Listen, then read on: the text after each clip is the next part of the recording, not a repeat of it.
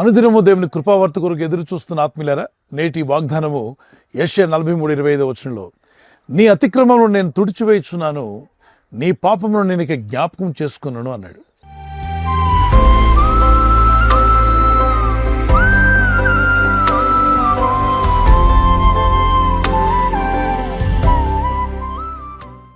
భూమి మీద జీవిస్తున్న ప్రతి మనిషి కూడా కొన్ని మార్లు తెలుసో తెలియక అతిక్రమాలు చేస్తూ ఉంటాడు.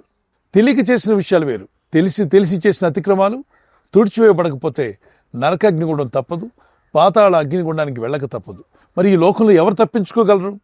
అందుకే దేవుడు ఒక మార్గాన్ని ఏర్పాటు చేశాడు. ప్రతి మనిషి యొక్క అతిక్రమాలు తుడిచివేయబడాలి, అతని పాపాలు క్షమించబడాలి. అప్పుడే అతని ఆత్మకు మోక్షం కలుగుతుంది. పాపక్షమాపణ లేకుండా ఏ నరుడు కూడా పరమాత్మ యొద్దకు వెళ్ళలేడు, పరిశుద్ధ రాజ్యంలో ప్రవేశించలేడు. వారి ఆత్మ యుగయుగాలు కాలుతున్న పాతాళానికి వెళ్ళిపోతుందని రాయబడింది. అట్టి స్థితిలో నుండి మనుషులైన మనల్ని విడిపించి రక్షించడానికి యేసుక్రీస్తు ప్రభువారు తన ప్రాణాన్ని పెట్టి మరణించి తిరిగి లేచి ఈ శుభవార్త ప్రతి ఒక్కరికి అందజేయమన్నాడు. ఏమని? ఏ వ్యక్తి కూడా తన అతిక్రమాల్లో తన పాపాల్లో మరణించకూడదు. వారు పాపము నుండి శాపం నుండి విడుదల పొందిన వారే రక్షణ పొందుకొని ఎప్పుడు ఎక్కడ కన్ను మూసినా వారి ఆత్మలకు కూడా మోక్షరాజ్యం కలగాలి, నిత్యజీవం పొందుకోవాలి. ఈ ఉద్దేశంతోనే యేసుక్రీస్తు ప్రభువారు సర్వమానవాళి నిమిత్తమై శిలువలో రక్తము చిందించి మరణమును జయించి సమాధిని జయించి పాతాళము నరకమును జయించి ఆయన సజీవుడిగా 3వ దినం మృత్యుంజయుడి తిరిగి లేచాడు. ఈ శుభవార్త సర్వలోకానికి అందజేయమని తన శిష్యులకు చెప్పాడు. పాపము లేని పరిశుద్ధులు ఈ లోకంలో ఎవరు కూడా లేరు. అందుకే పాప సహితుల్లో నుండి పాపరహితుడు రాగలడా? రాలేడు. మనంతా పాప సహితులుగా ఉన్నాం. దీని నుండి విమోచించబడాలి. పాప పరిహారం అనే విషయం ప్రపంచంలో అన్ని మత గ్రంథాలు చెప్తున్నాయి. పాప పరిహారం కావాలి అని. మరి పాపాన్ని పరిహరించడానికి ఏం చేస్తే పోతుంది? ఈ పాపపు చేతులతో ఏది చేసినా అది పరిహరించబడదు. అందుకే పరిశుద్ధుడైన దేవుడే ప్రతి మనిషిలో ఉన్న పాపమును పరిహరించడానికి ఆయన పరిశుద్ధ చేతులతో ఆయన సమస్తాన్ని చేశాడు శిలువలో. అందుకే యేసునందు విశ్వాసం ఉంచి ప్రార్థిస్తున్నప్పుడు మీ పాపాలు క్షమించబడుతున్నాయి, మీ అతిక్రమములను తుడిచివేస్తాన్నాడు. పిల్లల చేతికిచ్చిన పలక మీద చూడండి, వాళ్ళు పిచ్చి గీతలన్నీ గీసేసి ఇదే రాశాను అని చెప్పి పేరెంట్స్కి చూపిస్తారు, టీచర్స్కి. అప్పుడు పేరెంట్స్ కానీ టీచర్స్ కానీ ఏం చేస్తారు? ఆ పిచ్చి గీతలన్నీ తుడిచివేసి నాన్న ఇది కాదని మళ్ళా తిరిగి రాయిస్తారు.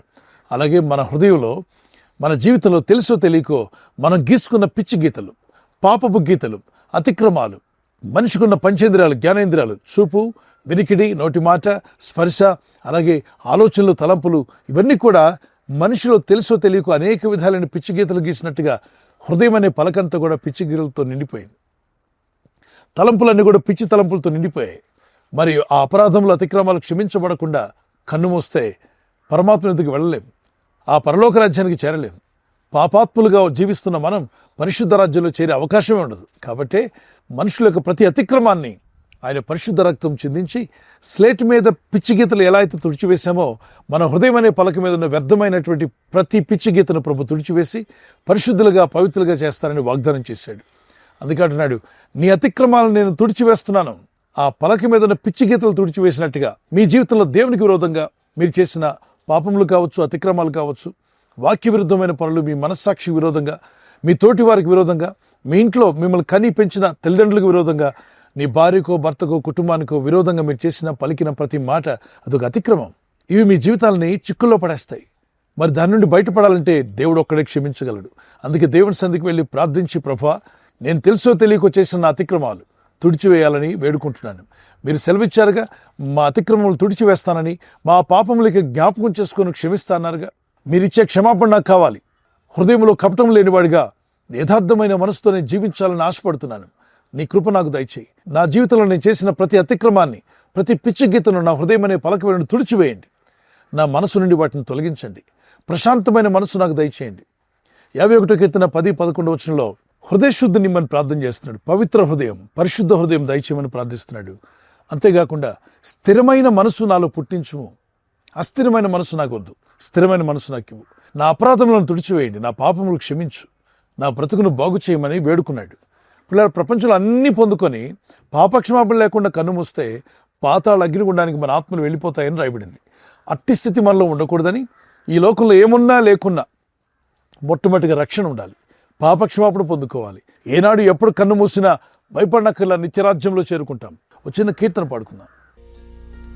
శుద్ధ హృదయం కలుగజేయుము, శుద్ధ హృదయం కలుగజేయుము నాలోనా నాలోనా నాలోనా నాలోనా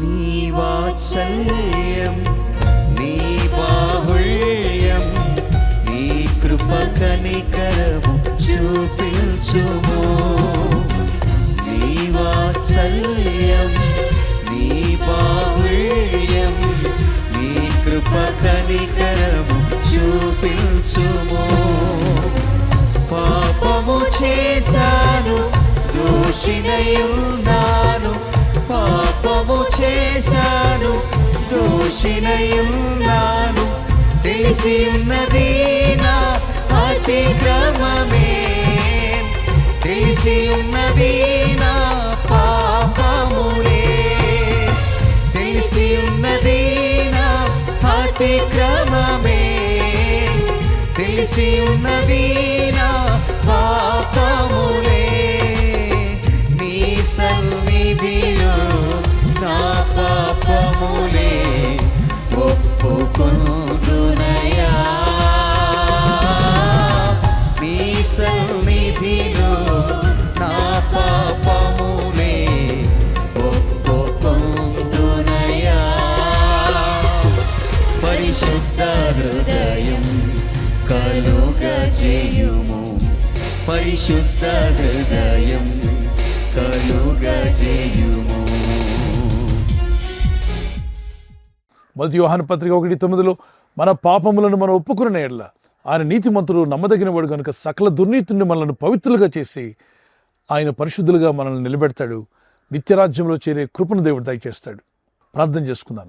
పరిశుద్ధమైన మా ప్రియ తండ్రి, మా హృదయాలు శుద్ధీకరించండి, శుద్ధ హృదయం మాలో కలుగు చేయమని భక్తుడు ప్రార్థించిన అదే ప్రార్థన మేము కూడా చేస్తున్నాం.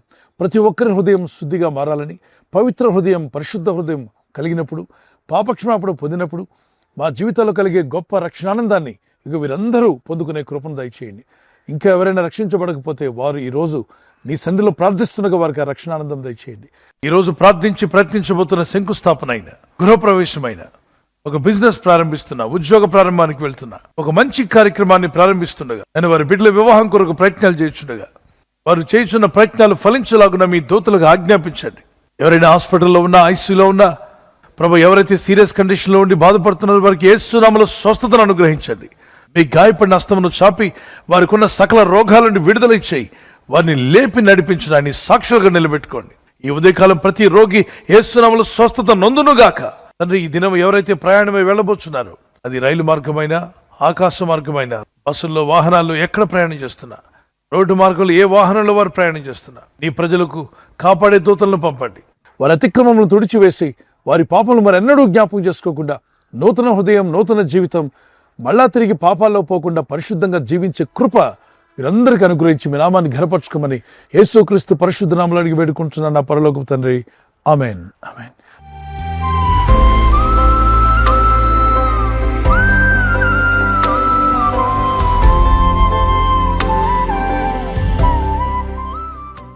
బర్త్డే జరుపుకున్న వారికి happy birthday to you, many more returns of the day. May the lord bless you and keep you. ప్రభు మిమ్మల్ని దీవించి వర్ధిల్ల చేయనుగాక. ద్వితీయోపదేశకాండం 31:8 Deuteronomy 31:8 నీ ముందర నడుచువాడు యెహోవా, ఆయన నీకు తోడైయుండును. The lord will go before you and will be with you. దేవుడు మీ ముందుగా నడుస్తూ మీ మార్గములు సరళం చేసి ఆయన మీ జీవితాలను ఆశీర్వదించునుగాక. చిన్నలు పెద్దలు మీ నూతన సంవత్సరంలో ప్రవేశిస్తుండగా ద షవర్స్ ఆఫ్ బ్లెస్సింగ్స్ మీ మీదకి రావాలని, మీరు ప్రతిరోజు ప్రతిదినం దేవునితో నడిచేవారుగా, హానోకు దేవునితో నడిచినట్టుగా దేవునితో నడిచే మార్గంలో ప్రభు మిమ్మల్ని బలపరిచి ఆయుర ఆరోగ్యములు యేసు నామములో అనుగ్రహించునుగాక. ఆమేన్. God bless you with this promise. Marriage anniversary జరుపుకునే వారికి యేసుక్రీస్తు నామములో ప్రభు మీకు తోడై ఉండాలని మా ప్రార్థన. ఆదికాండం 50:21 Genesis chapter 50:21 నేను మిమ్మును మీ పిల్లలను పోషించేదను. I will provide for you and your children. I will provide for you and for your children. ఈ వాగ్దానం మీ పట్ల నెరవేరునుగాక. భార్యాభర్తలుగా ఆత్మీయతలో, వాక్యంలో, ప్రార్థనలో ముందుకు సాగండి. ప్రేమానురాగాలు కలిగి ఉండండి. భార్య భర్తకు లోబడాలి అన్న వాక్యానికి లోబడండి. భర్త భార్యను ప్రేమించాలి అన్న వాక్యానికి లోబడండి. మీ కుటుంబాలు ఈ వాగ్దానాలతో దీవించబడి వర్ధిల్లుగాక. Many more returns of the day. ప్రభు అక్కడ ఆలస్యమైతే సిల్వర్ జూబ్లీ, గోల్డెన్ జూబ్లీ, అలాగే ప్లాటినం జూబ్లీ జరుపుకునే కృప కూడా దేవుడు మీకు దయచేయను గాక. ఆమేన్. God bless you. We wish you all the best. ఈ ఛానల్ మీరు సబ్స్క్రైబ్ చేసుకోవడం వలన 2 పనులు జరుగుతున్నాయి.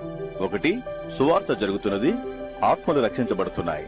రెండవది, పేదలకు, అనాథలకు ఈ ఛానల్ ద్వారా సహకారం అందించడం జరుగుతుంది. మనం సబ్స్క్రైబ్ చేసుకోవడం వలన అందరికీ సహాయం చేసిన వారమవుతున్నాం. ఖచ్చితంగా ఈ యూట్యూబ్ ఛానల్ ను సబ్స్క్రైబ్ చేసుకొని బెల్ బటన్ ను క్లిక్ చేయండి. మీకు వెంటనే మెసేజెస్ పంపబడతాయి.